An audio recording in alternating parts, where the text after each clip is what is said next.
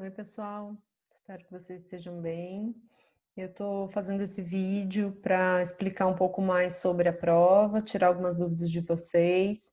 Sei que vocês ficaram aí ansiosos na semana passada, né?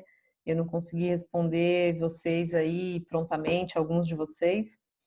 Eu fui sobrecarregada e soterrada, na verdade, pelas mensagens de final de semestre, né? Dos alunos e, enfim, da universidade. Então, eu estou postando aqui, vou gravar esse vídeo para falar para vocês sobre a prova, né, e tudo mais, tá? Primeiro, quero dizer que, assim, não fiquem desesperados, não fiquem ansiosos, não se descabelem, né? Porque é uma prova tranquila de fazer. Eu acho que eu nunca fiz uma prova tão aberta, tão tranquila, tá bom? Então, assim, respira, não é nada para se martirizar, tá? E é claro que eu fiz esse modelo de prova para considerando o momento que a gente está vivendo, né? Esse momento turbulento que a gente está vivendo. Eu sei que foi difícil para todo mundo, foi para mim, inclusive, adequar, né, os estudos, o trabalho com a rotina doméstica. Então, assim, a gente está fazendo e eu estou muito flexível, vocês sabem, né? Fui flexível com a entrega dos trabalhos parciais, né, com prazo, com formato, por meio de envio. Então, assim, tá tudo sob controle, tá? Bom, a proposta é que vocês façam um trabalho que vai ser avaliado como a prova de vocês, né? Então, é um texto que vocês precisam construir usando a escrita formal, então a gramática direitinho lá no lugar, não pode usar gíria, não pode usar abreviação, né, maluca, não pode usar internetês, né? Tem que usar, se preocupar em escrever da maneira acadêmica, tá? E sobre o que é esse texto, né? Vocês vão escrever sobre o contexto que a gente está vivendo para a área da educação. Então, o tema é o emprego das tecnologias digitais da informação e da comunicação na área da educação nesse contexto de pandemia. Esse é o tema, tá? Então, vocês precisam falar das tecnologias digitais que estão sendo usadas nesse contexto de pandemia. E por que tem que falar digitais? Né? Porque tudo é tecnologia, tudo é, né? Se você pegar a lousa, é uma tecnologia, um livro é uma tecnologia. Nós não estamos falando dessas tecnologias, tá? Nós estamos falando das tecnologias digitais, aquelas que usam o dígito, né? Que é a linguagem da internet. Então, são as ferramentas que usam a internet. O celular, o computador, né? Os apps, os softwares, enfim, as plataformas de comunicação à distância, como o Zoom, como o Eva, como o WhatsApp, como o Google Classroom, tá bom? Então, a ideia é que vocês façam para mim um texto em que vocês discutam esses usos, né? O que eu já tinha dito para vocês, que vocês podiam fazer uma introdução mais geral, contando, né? E isso apareceu já em vários textos, bonitinho, que eu já estou olhando lá, que vocês estão me mandando. Apareceu, você faz uma introdução, conta, né, que o mundo se deparou com o surgimento de um novo tipo de coronavírus em dezembro de 2019, e que isso trouxe consequências, né? E aí uma das consequências foi o fechamento das escolas, das universidades. E aí, por conta disso, as universidades, as escolas, enfim, optaram por adequar, enfim. E aí você vai embora e conta a história. A ideia é que vocês devam, a Siri estava falando aqui comigo, a ideia é que vocês possam discutir uma ferramenta com mais profundidade. Então você faz o panorama e conta, né? Tem lugares que estão usando apps, tem lugares que estão usando plataformas específicas, como é o caso da Unital, tem lugares que estão usando o Google Drive, né, para espalhar as atividades, como é o caso da prefeitura de Tremembé. Tem lugares que estão fazendo criando apps, como é o caso do governo do estado de São Paulo, que criou o centro de mídias para, né, para serem acessados pelos celulares, para ser acessado esse app. Então, assim, você conta. E isso essas informações estão na internet. Para isso, vocês vão usar aquilo que a gente aprendeu no módulo 1 da disciplina de língua portuguesa, né? Que é a pesquisa. Como é que você lê para estudar? Como é que você tira dos textos as informações necessárias? Então, faz esse levantamento e discute isso no seu texto, né? E aí escolhe uma para você conta esse panorama que a gente está vivendo no Brasil, né? Lugares onde não chega a internet, por exemplo, tem municípios e estados que estão usando a TV pública ou o rádio, por exemplo, né? Então, assim, conta como está o panorama, depois fala, bom, então, e aí para efeito de análise, esse trabalho vai analisar a ferramenta Zoom, ou a ferramenta EVA, né, Espaço Virtual de Aprendizagem da Unital. Enfim, você escolhe um. E aí, o que é esse analisar? Né? O que vocês vão olhar para isso que eu estou chamando de análise? Né? Vocês vão contar na opinião de vocês o que funciona e o que não funciona, tá certo? Então, por exemplo, quem está analisando o EVA, teve gente que já escreveu para mim lá que, por exemplo, o chat do EVA não funciona, né? Porque ele visualmente ele é difícil de achar, né? E não tem a notificação, então não chama atenção, enfim. E aí as pessoas acabaram usando o WhatsApp para se comunicar e o EVA, né, como lugar de postar as atividades, enfim, é isso. Ou, por exemplo, tem gente que colocou lá que as tarefas do EVA não ficam tão visíveis, que elas são muito pequenas, né, porque elas ficam lá o link.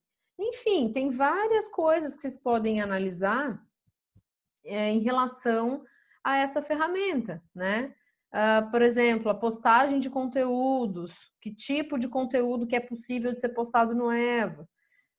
Então, por exemplo, o EVA é um lugar que não dá para fazer isso aqui que a gente está fazendo, né? Que é fazer videoconferências, tem que fazer numa outra ferramenta e migrar para lá. Tudo isso vocês podem abordar, entendem? E aí, assim, quem é meu aluno de TICS, de língua portuguesa, eu vou usar esse texto para avaliar vocês nas duas disciplinas. A gente está fazendo uma avaliação interdisciplinar, tá bom?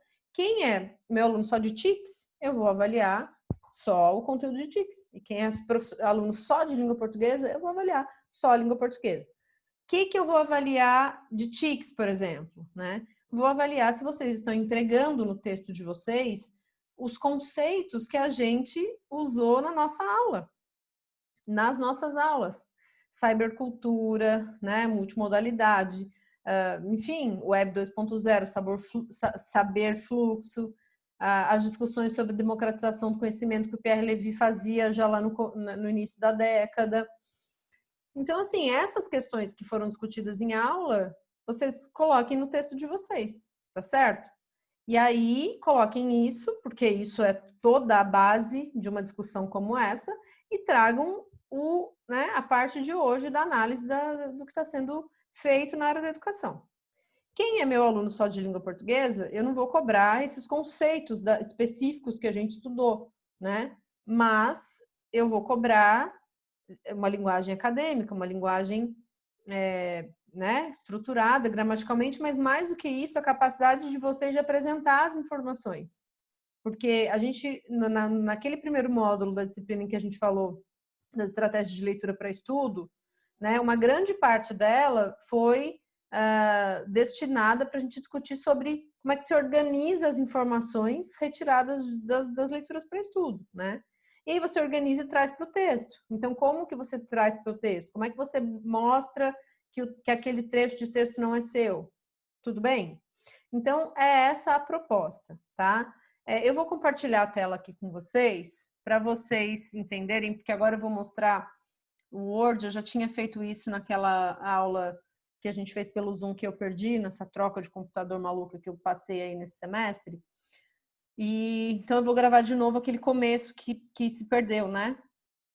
E para vocês entenderem. Mas eu quero reforçar para vocês que a formatação que eu estou propondo, ela é muito mais para vocês entenderem como é que funciona um texto acadêmico, porque não é a formatação não é uma coisa que eu vá descontar do texto de vocês, né? Porque não é da minha disciplina isso.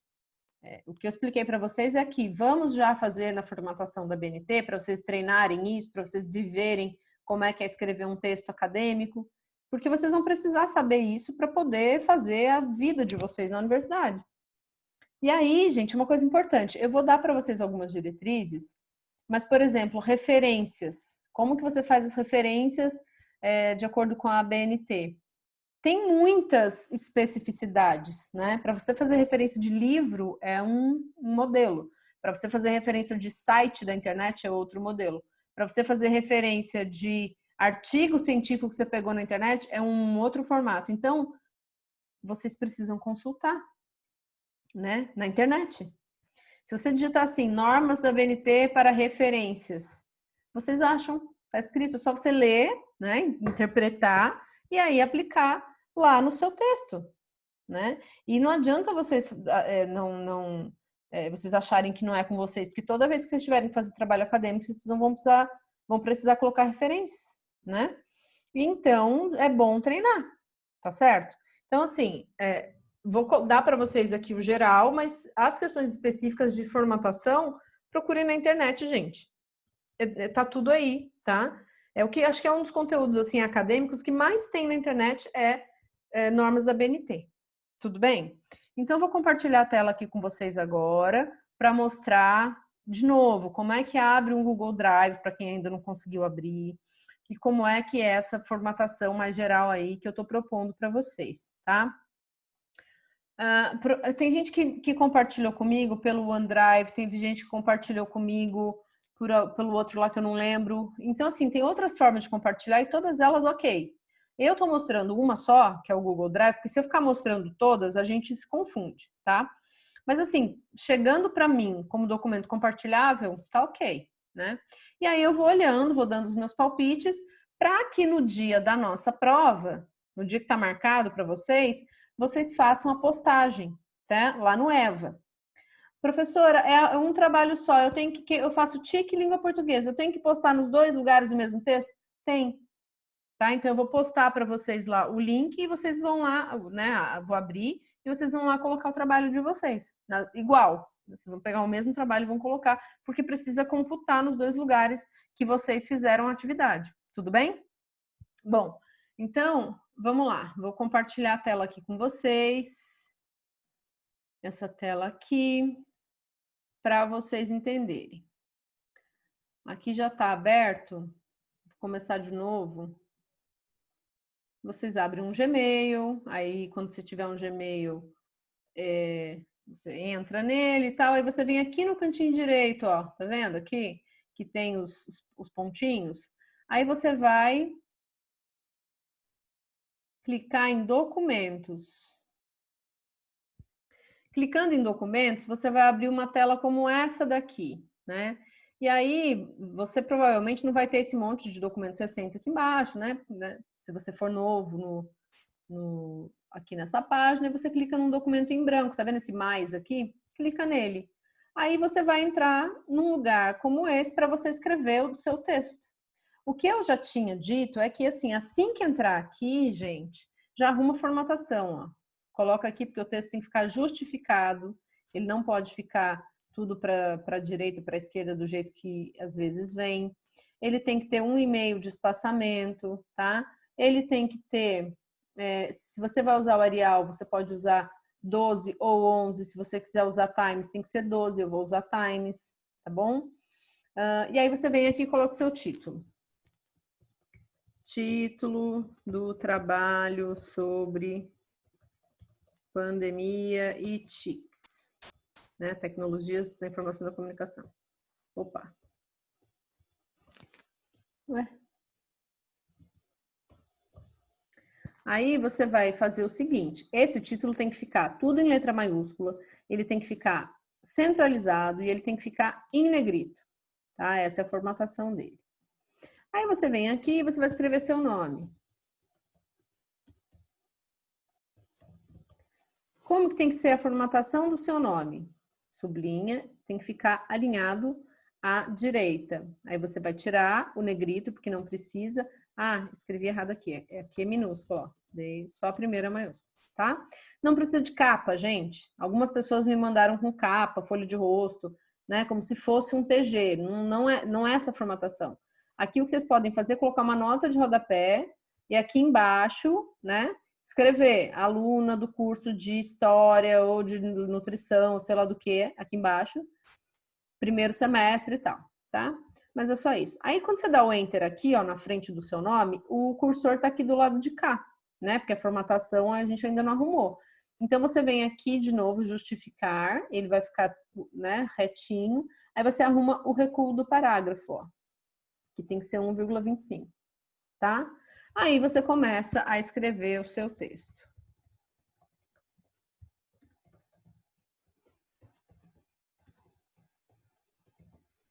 Tá? Aí você está escrevendo o seu texto, tal, aí você quer fazer, né? Vou colocar até aqui embaixo, ó, referências. Vai colocar negrito, tá? Aí você entrou nesse site aqui, ó, você quer usar essa manchete aqui, então eu já vi aqui, não aparece o autor, aparece só que é da BBC, né?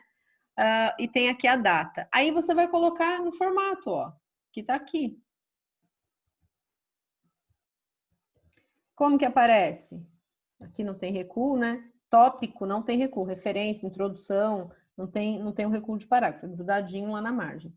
Você coloca o título da matéria quando não tiver o autor, põe o portal G1, põe a data de publicação, e aí você põe disponível em, coloca o link, coloca acesso em junho de 2020, o seu acesso, tá? Vamos supor que tivesse o nome do jornalista. Vamos supor que a jornalista ela fosse Deise Moraes.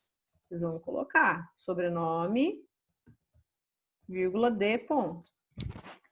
Tá? Isso é fazer referências. Isso aqui é referência de site. Professora, mas eu quero citar um artigo científico. Então, você entra lá no Google, procura normas da ABNT, referências de artigo científico e aprende como que é e coloca aqui, porque não é nada de outro mundo. Tem as regras direitinho. Eles falam, coloca o autor assim, assim, assado, letras maiúsculas assim, assim, assado, título assim, assim, assado, e aí aprende, tá? Aí então assim, não deixem de colocar referências. Isso é uma coisa que eu vou cobrar dos dois trabalhos, tá? Das duas áreas, TICs e língua portuguesa, porque na universidade você usar informações sem citar a fonte é um problemão, tá? E não deixem para pegar primeiro as coisas e depois colocar a lista de referências, porque depois vocês não acham de onde vocês tiraram. Inclusive já aconteceu agora aqui nessa história do trabalho de vocês. Já teve gente que mandou coisa para mim e eu perguntei qual era a fonte, a pessoa não achou mais a fonte, teve que tirar do trabalho, tá? O que eu quero mais falar para vocês? Cuidado para vocês não fugirem do tema, tá bom? Tem muitos trabalhos, acho que bem uns 10 que eu já recebi de pessoas que começaram a filosofar sobre outros assuntos e não falaram do nosso assunto, tá? Então, prestem atenção nisso. Eu estou fazendo uma modificação no formato do que eu tinha pedido e eu vou tirar o número mínimo de páginas, sendo 5. Tá? Tem muita gente dizendo que é muito, que não consegue, por causa do contexto. Então, eu vou tirar o número mínimo, vou manter o número máximo, mais do que 10, não, né? Porque senão depois eu não consigo corrigir. Mas eu vou tirar o número mínimo para que vocês consigam realizar sem tanta ansiedade. O que eu digo para vocês? É claro que um trabalho que tenha uma página não vai, óbvio, conseguir dar conta de uma discussão assim como um trabalho um pouco mais extenso. Mas também não é verdade que o trabalho mais extenso seja sempre melhor do que o trabalho mais curto, né? Pensem na qualidade do texto de vocês. Pensem se o texto de vocês está comunicando aquilo que vocês pretendem comunicar, tá bom? E aí vocês façam um exercício de ler o texto antes de mandar para mim, né? Releiam, porque às vezes na sua própria leitura você acha questões para poder pensar, tá? Não sei se eu já falei da postagem das provas, mas então as provas vão ser postadas no EVA e vocês precisam postar. Então, terminou o seu texto, é esse texto aqui. Quem faz TICs em língua portuguesa vai postar o mesmo texto nas duas, né? Porque lá no EVA precisa ficar registrado que vocês compareceram para ir lá postar a prova de vocês, tá? Então, precisa sim aparecer lá nos dois. Quem já mandou para mim no Drive, precisa postar também no EVA, porque o Drive só eu tenho acesso, a universidade não tem. Então, vocês precisam ficar atentos a isso. Tá bom, gente? Se tiver alguma dúvida, vocês me procurem, né? Eu tô dando, assim, o sangue para poder responder todo mundo. Tá bem difícil, mas continuo dizendo, se tiverem dúvidas, me procurem, que eu tô tentando responder todo mundo conforme, né, eu vou podendo, tá? Então, fiquem tranquilos, façam o trabalho de vocês, falem comigo, olhem lá, quem eu já revisei, olhem lá no Drive, tá bom? E vai dar tudo certo. A ideia não é deixar ninguém desesperado, apavorado, enfim, com medo, né, da prova, não é isso. A ideia é fazer com que vocês vivam uma experiência de escrita acadêmica, sendo, né, assim, interpelados a realmente produzirem um texto científico, um texto formal, um texto que empregue aí as características que a gente já falou nas nossas aulas, tá bom? Espero que esse vídeo tenha deixado vocês mais tranquilos, menos ansiosos e mãos à obra. Trabalhem aí, tendo dúvidas, falem comigo, tá? Um beijo e até breve.